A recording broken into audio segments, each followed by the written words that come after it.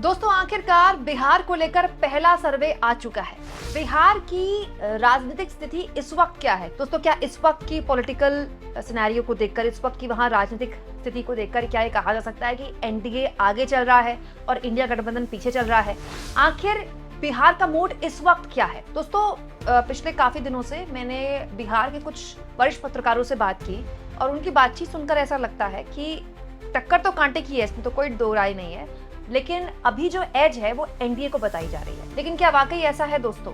अब जो आंकड़ा मैं आपके सामने रखने वाली हूँ सर्वे का, वो पत्रकारों के इस जो अनुमान है उससे बिल्कुल अलग है। वैसे दोस्तों हमारे यहाँ पत्रकार भी गलत साबित हुए हैं। सारे पत्रकार ये बोल रहे थे कि मोदी बहुत थम्पिंग मेजोरिटी के साथ सामने आएंगे 2024 के लोकसभा चुनाव में, लेकिन ऐसा नहीं हुआ। सब ये बोल रहे थे कि हरियाणा तो कांग्रेस बड़ी आसानी से जीत जाएगी, लेकिन ऐसा नहीं हुआ। सब ये मान रहे थे कि महाराष्ट्र में तो कांटे की टक्कर होगी, लेकिन ऐसा भी नहीं हुआ। इसीलिए आज का जो चुनाव है, आज के दौर का चुनाव है, बहुत ही अनप्रेडिक्टेबल हो गया है। कुछ कहा नहीं जा सकता किस तरफ मामला इधर से उधर हो जाए। इस बीच दोस्तों पहला सर्वे आया है बिहार चुनाव को लेकर।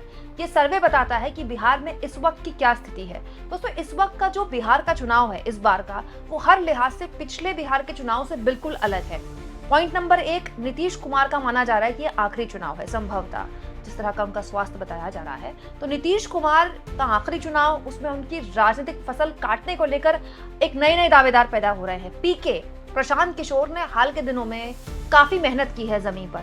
ये उनके राजनीतिक दल का पहला चुनाव होगा। पीके पहली बार विधानसभा चुनाव लड़ेंगे और वो कितनी बड़ी मजबूती से, कितनी बड़ी शक्ति बिहार के अंदर पैदा हो पाते हैं, ये अपने आप में देखना दिलचस्प होगा। चिराग पासवान सामने आ गए। चिराग पासवान बकायदा बिहार से चुनाव लड़ने का ऐलान भी कर चुके हैं और वो तो ये भी कह रहे हैं कि वो सारी सीटों पर चुनाव लड़ेंगे। तो ये अपने आप में बड़ा दिलचस्प हो गया है। इस बीच दोस्तों पोल ट्रैकर की तरफ से एक सर्वे किया गया है। दोस्तों पोल ट्रैकर लगातार ओपिनियन पोल्स करने के लिए माना जाता है और तेलंगाना को लेकर जो पोल ट्रैकर का ओपिनियन पोल था वो काफी सही निकला था। लोकसभा चुनाव के दौरान भी पोल ट्रैकर के कई ओपिनियन पोल्स मैंने आपके सामने रखे थे, कई सर्वेज रखे थे और पोल ट्रैकर उन सर्वेज में से था जिसने इंडिया गठबंधन को एज बताया था लोकसभा चुनाव के दौरान। हालांकि जो आंकड़ा बताया गया था पोल ट्रैकर का वो भी गलत निकला, लेकिन फिर भी पोल ट्रैकर उन कुछ मात्र ट्रैकर्स में से था जिन्होंने ये नहीं बताया था कि एनडीए या फिर बीजेपी पूर्ण बहुमत के साथ 300 प्लस 400 प्लस आ रही है, जैसा कि बाकी जगह बताया गया था। तो पोल ट्रैकर ने दोस्तों एक बहुत ही हैरान करने वाला सर्वे किया है बिहार को लेकर और बिना वक्त गवाए मैं आंकड़े आपके सामने रख देती हूँ। ये सर्वे जो किया गया दोस्तों मार्च 15 से लेकर 5 जून तक किया गया है। मतलब आप कह सकते हैं बहुत लंबा वक्त इस सर्वे में करने में लगाया गया है। मार्च, अप्रैल, मई, जून, ये तो बहुत लंबा वक्त है। ऑलमोस्ट आप कह सकते हैं 3 महीने से के आसपास का ये पूरा वक्त है। और इस दौरान ऑपरेशन सिंदूर भी हुआ, इस दौरान पहलगाम आतंकी हमला भी हुआ और दोस्तों इस दौरान ही भारत पाकिस्तान के बीच सैन्य संघर्ष भी हुआ और इसी दौरान सीज फायर भी हुआ। सब कुछ इस बीच ही हुआ है और इस बीच ही ये पोल ट्रैकर हुआ है। अब दोस्तों ये पोल ट्रैकर का सीधा सीधा आंकड़ा मैं आपके सामने रख देती हूँ। दोस्तों इस पोल ट्रैकर में कोई सवाल नहीं पूछा गया है, सीधा अनुमान जाहिर किया गया है। तो किसको कितना वोट परसेंटेज दिया गया है मैं आपको सबसे पहले ये बताती हूँ। एनडीए जिसके लिए कहा जा रहा है कि बहुत इस समय एज में है, बहुत तो नहीं लेकिन हाँ एज बताया जा रहा है कि मजबूत स्थिति में है एनडीए बिहार में, लेकिन एनडीए को दी गई है 42.8% वोट शेयर, 42.8% वोट शेयर, जो कि अच्छा खासा वोट शेयर है। लेकिन इस ट्रैकर के हिसाब से इंडिया गठबंधन को एनडीए से 2% ज्यादा वोट शेयर दिया गया है, 44.2%, 44.2% इंडिया गठबंधन को वोट शेयर दिया गया है। मतलब इंडिया का जो वोट शेयर है वो एनडीए के वोट शेयर से इस सर्वे के मुताबिक ज्यादा निकलेगा।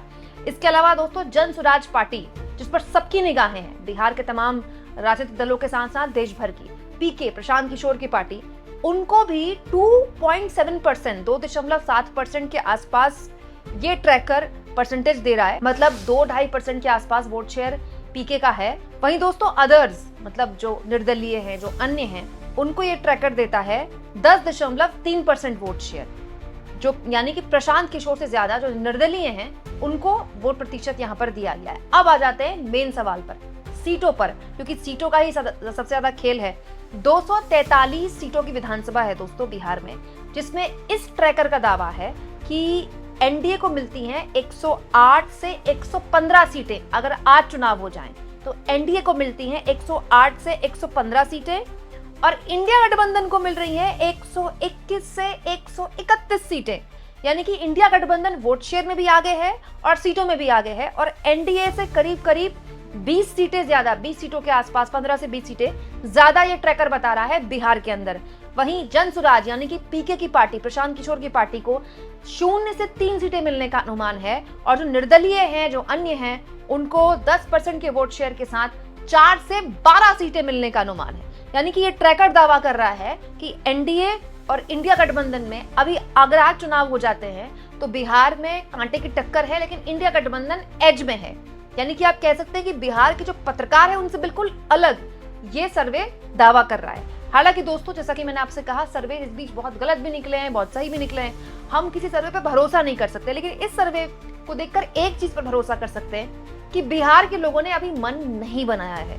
बिहार का चुनाव अभी खुला हुआ है और कांटे की टक्कर है, और ये पत्रकार भी वहां के बताते हैं कि कांटे की टक्कर है। दोस्तों, एक और चीज कि ये सर्वे, जैसा कि मैंने आपसे कहा, ऑपरेशन सिंदूर और सीज फायर के बाद का सर्वे है, तो ये भी महत्वपूर्ण है कि क्या सीज फायर को लेकर जो एक नाराजगी देश में, एक जनमानस में एक गुस्सा दिखा कि भाई जब गर्दन दबा ही दी थी तो तोड़ देनी चाहिए थी पाकिस्तान की, क्या उसकी वजह से सीटें कम हुई हैं? ये देखना बहुत दिलचस्प होगा दोस्तों। हालांकि इसको लेकर बहुत ही डिटेल सर्वे पेश किया है पोल ट्रैकर ने, जिसे पोल ट्रैकर ने अलग अलग रीजन्स में बिहार को बांटा है। यहाँ एक और बात बता दूं मैं आपको दोस्तों कि जो सर्वे साइज है वो काफी ज्यादा है पोल ट्रैकर का। 50,000 से ज्यादा लोगों से सर्वे किया गया है, और जो वक्त है वो भी काफी लंबा लिया गया है। 15 मार्च से लेकर मार्च, अप्रैल, मई, जून शुरुआत में ही कह लें तो करीब करीब 3-3.5 महीने का पूरा वक्त लिया गया है। मतलब 50,000 लोगों से पूछना, 3-3.5 महीने का वक्त, ये बताता है कि एक ठीक ठाक टाइम दिया गया, अच्छा खासा टाइम दिया गया बिहार में। यानी कि इस ट्रैकर के हिसाब से बिहार में कांटे की टक्कर होगी, लेकिन अगर आज चुनाव हो जाएं तो एनडीए से आगे निकलता दिखाई दे रहा है इंडिया गठबंधन। इंडिया गठबंधन आसानी से सरकार बना सकता है अगर यही स्थितियां होती हैं तो। हालांकि इट्स टू अर्ली टू से इस सर्वे पर भरोसा करना या सर्वे को लेकर कोई भी विश्लेषण करना बहुत ही मुश्किल है दोस्तों, क्योंकि अभी उस सीटों का बंटवारा ही नहीं हुआ। अब देखिए, चिराग पासवान कल बिहार जाके कहते हैं कि मैं तो 243 सीटों पर चुनाव लड़ूंगा। तो क्या चिराग पासवान एनडीए से अलग होकर सभी सीटों पर चुनाव लड़ेंगे, जैसा कि पिछली बार उन्होंने किया था और काफी सीटों पर नीतीश कुमार को नुकसान पहुंचाया था? या फिर ये बात केवल इसलिए बोली जा रही है ताकि वो एनडीए पर दबाव बनाकर ज्यादा सीटें हासिल कर सके? तो अभी तो टिकट बंटवारा ही नहीं हुआ है। अभी कोई भी सर्वे मुकम्मल तौर पर तभी मुकम्मल माना जाता है जब टिकट बंटवारा हो जाए और सीट वाइज डिवाइड हो, कि भाई अगर कांग्रेस पार्टी को 20 सीटें या 30 सीटें या 40 सीटें दी जाती हैं तो उन 40 सीटों पे जाके फिर सर्वे किया जाएगा। लेकिन इस सर्वे से एक हल्की सी हवा पता चलती है, इसमें कोई दो राय नहीं है दोस्तों कि एनडीए इस वक्त मजबूत स्थिति में है बिहार में। लेकिन इसमें भी कोई दो राय नहीं कि ऑपरेशन सिंदूर और सीज फायर के बाद अगर ये सर्वे किया जाता है और इसमें एनडीए की सीटें बनस्पत इंडिया के कम दिखाई देती हैं, तो इसका मतलब वो जो एक पूरा परसेप्शन बना देश में कि सीज फायर इतनी जल्दी क्यों कर दिया, वो परसेप्शन इस सर्वे में कम से कम दिखाई तो देता है। हालांकि दोस्तों, बिहार के चुनाव अमूमन राष्ट्रीय मुद्दों पर लड़े जाते हैं, लेकिन बिहार का चुनाव अंत में आके जाति पे आ जाता है। ये हर बार का है। इस बार भी आप देखिएगा, एंड ऑफ द डे जो स्थानीय मुद्दे हैं वो प्रभावी हो जाएंगे। लेकिन हमारे देश के चुनाव में आजकल कुछ भी नहीं कहा जा सकता, चुनाव के एक हफ्ते पहले माहौल बदल जाता है। एक और चीज मैं आपको बताऊं दोस्तों कि इस मसले को लेकर बहुत ही डिटेल सर्वे किया है पोल ट्रैकर ने। दोस्तों, इसमें इंडिया गठबंधन को कम सीटें दी गई हैं, अलग अलग रीजन्स में बांटकर बता रही हूँ मैं आपको। जैसे पोल ट्रैकर का सर्वे बताता है कि एनडीए को मगध रीजन में, जहाँ की 69 सीटें हैं, वहाँ 29 से 38 सीटें मिल सकती हैं। इंडिया को 31 से 37 सीटें मिल सकती हैं। जनसुराज का यहाँ खाता भी नहीं खुलेगा, अन्य भी यहाँ हल्के दिखाई दे रहे हैं, 0 या फिर 1। इसके अलावा जो मिथिलांचल का एरिया है, यहाँ 50 सीटें हैं, यहाँ एनडीए कमजोर दिखाई दे रहा है। 18 से यहाँ 21 सीटें उसको मिल सकती हैं।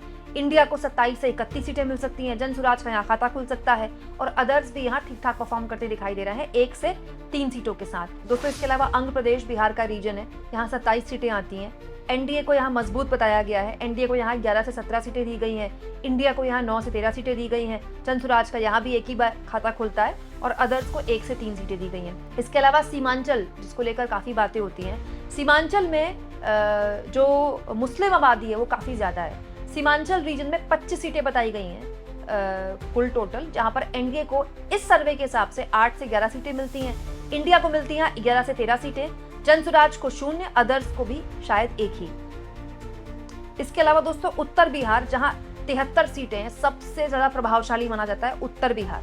उत्तर बिहार ये वो इलाका है जहां पर पूर्णिया, कटिहार, मधुबनी, दरभंगा, सीतामढ़ी, सुपौल जैसे क्षेत्र आते हैं। यहाँ के 73 सीटों में एनडीए को मिलती हैं 28 से 35 सीटें, इंडिया गठबंधन को मिलती हैं 33 से 37 सीटें, और जनसुराज को यहाँ 1 और अदर्स को 1 से 4। तो ये पूरा का पूरा जो पोल ट्रैकर का ट्रैकर बताता है वो मैंने आपके सामने रख दिया। आपको ये ट्रैकर कितना विश्वसनीय लगता है दोस्तों, और क्या इस ट्रैकर के हिसाब से वाकई में बिहार में इतना कांटे की टक्कर वाला चुनाव हो सकता है, तब जब पूरी तरह से बीजेपी ऑपरेशन सिंदूर को पॉलिटिसाइज कर चुकी है, घर घर तिरंगा यात्रा निकाली जा रही है और बड़े स्तर पर बीजेपी इसको प्रमोट कर रही है? कमेंट बॉक्स में जरूर लिखें, और जितना हो सके दोस्तों चैनल को शेयर करें, सब्सक्राइब करें, और थैंक्स और ज्वाइन। दोस्तों ये 2 ऑप्शन है जिसके जरिए अगर आप चाहें तो आर्थिक तौर पर भी चैनल के हाथ मजबूत कर सकते हैं।